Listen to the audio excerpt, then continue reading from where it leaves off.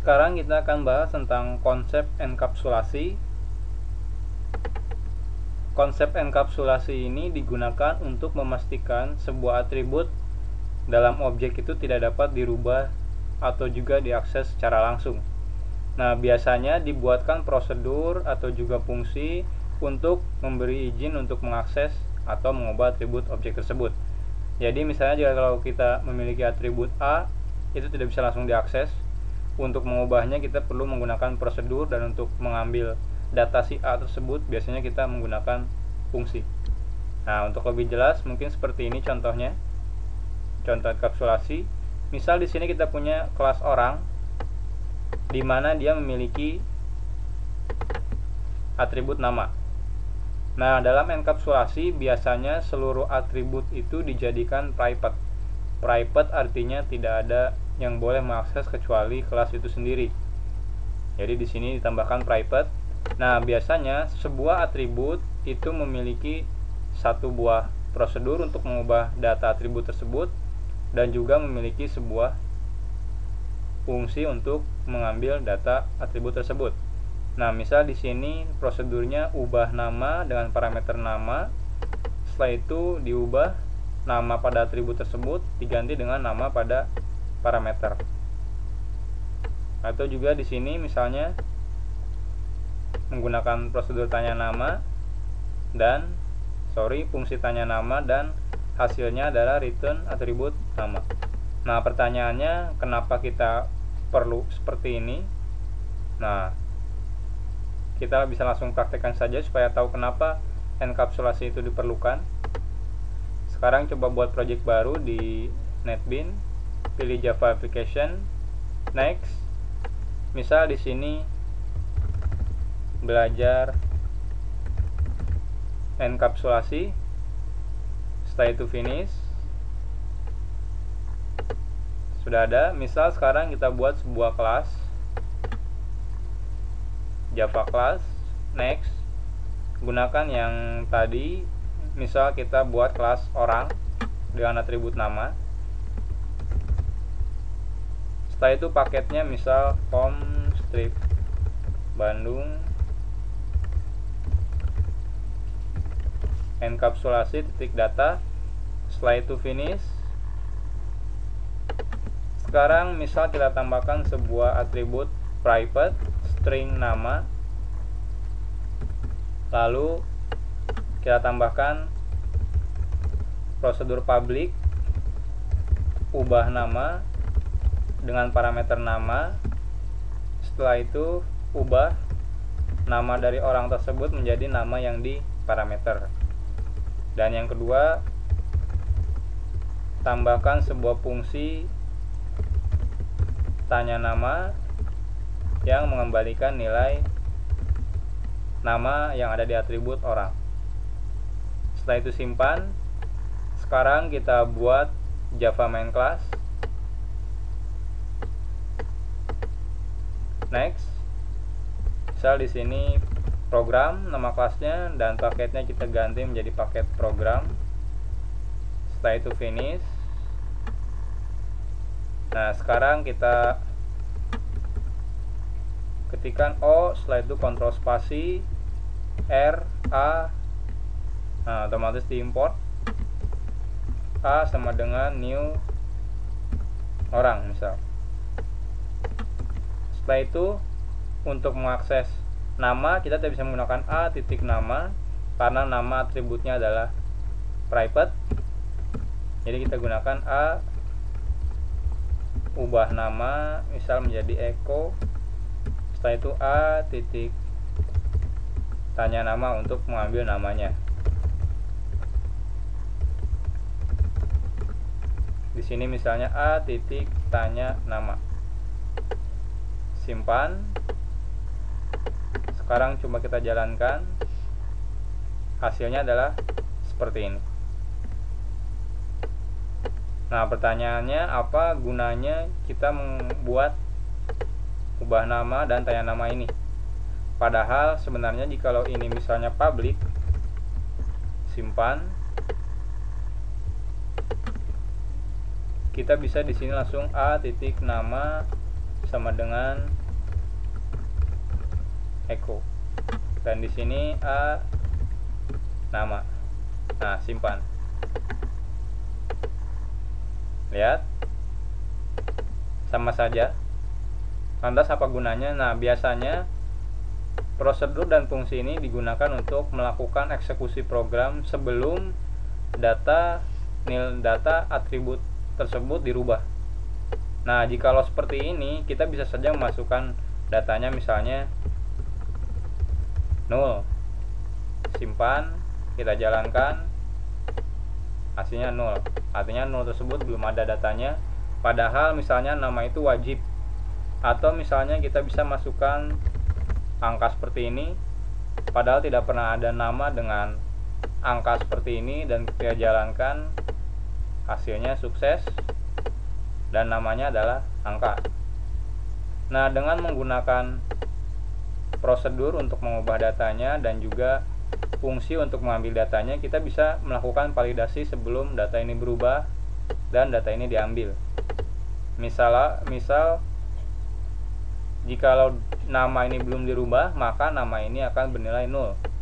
Nah, saat ditanya nama, kita bisa lakukan validasi. Jika nama titik nama sama dengan 0, artinya belum dirubah datanya, kita bisa menggunakan return nama belum ada, misal. Kita seperti ini, dan else-nya baru kita gunakan nama. Artinya kalau nama ini sudah diisi, maka returnnya atribut nama ini. Jikalau belum diisi alias 0, maka kita kembalikan nama belum ada. Coba kita simpan. Jikalau misalnya seperti ini, kita simpan, kita jalankan, ini hasilnya adalah 0. Tapi beda jikalau kita menggunakan tanya nama. Fungsi tanya nama kita simpan, coba kita jalankan, hasilnya nama belum ada, artinya bukan 0 lagi. Nah, sama juga dengan a titik nama sama dengan angka seperti ini, atau 0 misalnya. Kalau seperti ini otomatis tidak akan bisa divalidasi. Jadi kita bisa menggunakan prosedur ini untuk melakukan validasi terhadap nama. Misal jika nama yang diparameter sama dengan 0,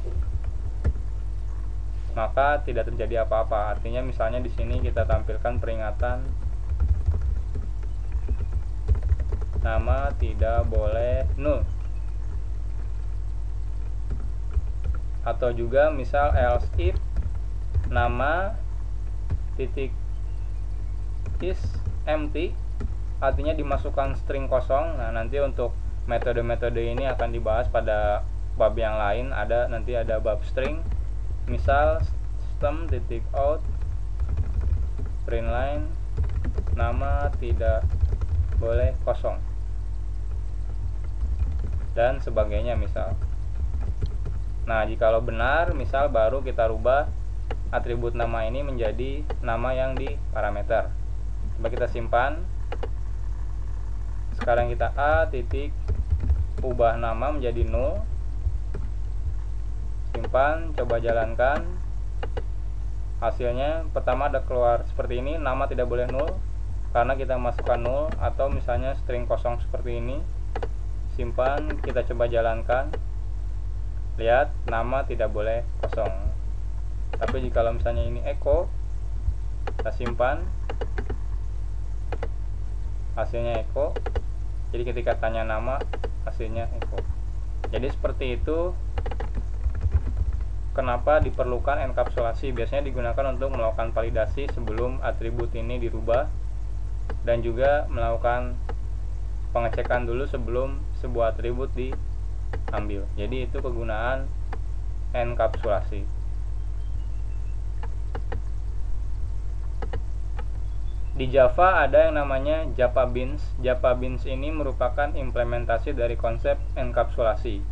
Nah, dalam JavaBeans sama dalam enkapsulasi, itu semua atribut biasanya dibuat private, dan untuk mengakses atribut tersebut biasanya dibuatkan fungsi dengan nama fungsinya diawali dengan get. Misal kita memiliki atribut nama, maka akan dibuatkan sebuah fungsi get nama untuk mengambil atribut tersebut. Nah, untuk mengubahnya kita gunakan set, prosedur set. Jadi misalnya jikalau atributnya nama, maka prosedur untuk mengubahnya yaitu set nama. Jikalau atributnya umur, maka untuk mengubahnya menggunakan prosedur set umur.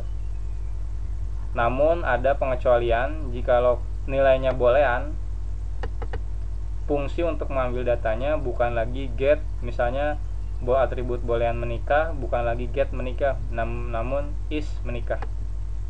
Jadi seperti itu. Contohnya seperti ini, misal kita punya kelas orang dengan atribut nama, maka atributnya tersebut private. Setelah itu dibuatkan fungsi get nama, di mana return atribut nama tersebut, dan juga set nama untuk mengubahnya. Dan fungsi dan prosedur ini public. Atau jikalau boolean, misal seperti ini, maka untuk mendapatkannya kita gunakan fungsi is menikah, bukan lagi get menikah. Dan untuk merubahnya gunakan set menikah. Jadi seperti itu.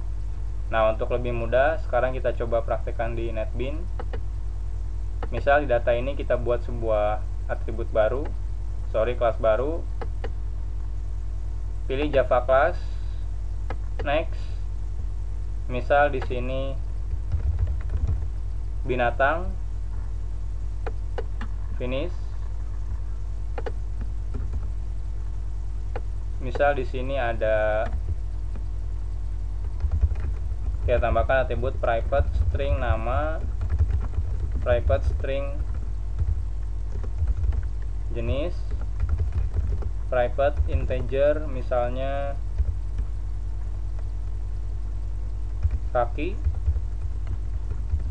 atau misalnya jumlah kaki, private integer jumlah tangan. Nah, dalam Java Beans biasanya atribut itu diawali dengan huruf kecil. Jadi jikalau nama n-nya kecil, jenis j-nya kecil. Namun jikalau dua kata, misalnya jumlah kaki, itu awalnya j-nya jumlahnya itu j-nya kecil, namun kakinya kata kedua biasanya huruf k-nya besar. Nah, ini biasanya Java Beans seperti ini.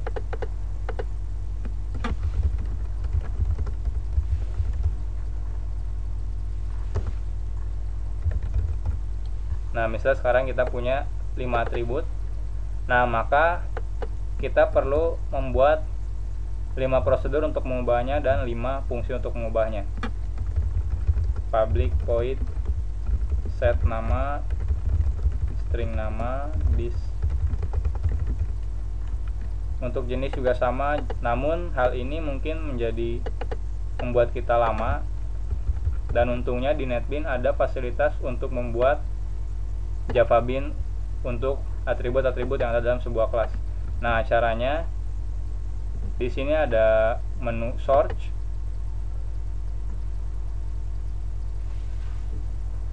Setelah itu ada insert code. Kita klik insert code.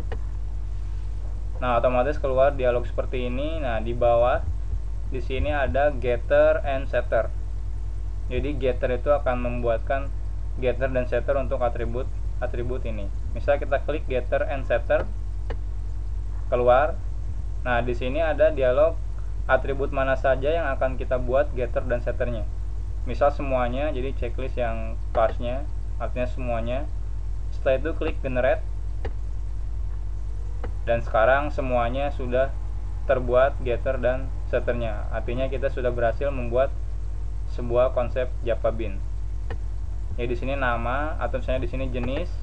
Di sini ada metode get jenis. Ada juga metode set jenis. Nah, di sini bisa tinggal kita lakukan validasi. Misal jika jenis sama dengan 0, maka lakukan apa? Seperti itu. Jadi seperti yang tadi. Nah, kita simpan. Dan sekarang untuk menggunakannya, misal kita buat Java main class. Pilih paketnya, paket program, misalnya program binatang, nama kelasnya finish.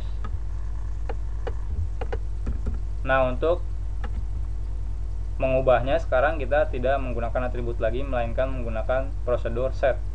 Jadi misalnya di sini kontrol spasi.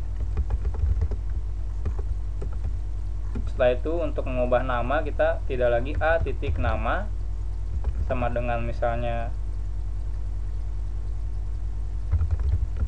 seperti ini, tapi kita menggunakan prosedur a titik, gunakan kontrol spasi untuk melihat metode apa aja yang ada. Nah, di sini ada set nama. Set nama misal meong, yaitu a titik set jenis misalnya kucing, a titik set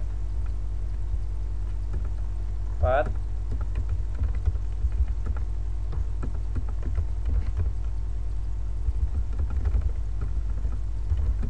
misal seperti ini.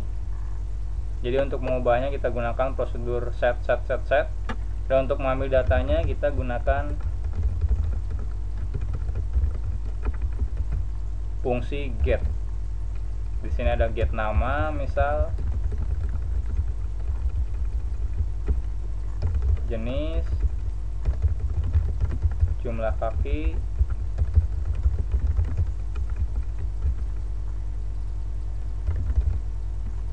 dan untuk boolean, karena tadi ini atributnya boolean, tidak menggunakan get melainkan is.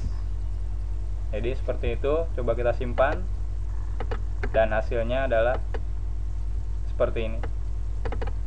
Jadi ini implementasi dari enkapsulasi di Java. Kita tinggal menggunakan Java Bean, dan caranya seperti yang tadi demokan, sangat mudah. Tinggal gunakan search, insert kode, setelah itu pilih getter dan setter. Karena di sini sudah ada getter dan setter, jadi tidak ada lagi.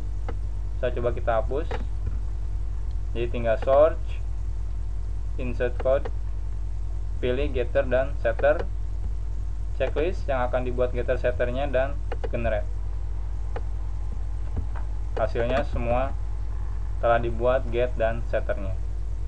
Jadi seperti itu contoh enkapsulasi di Java.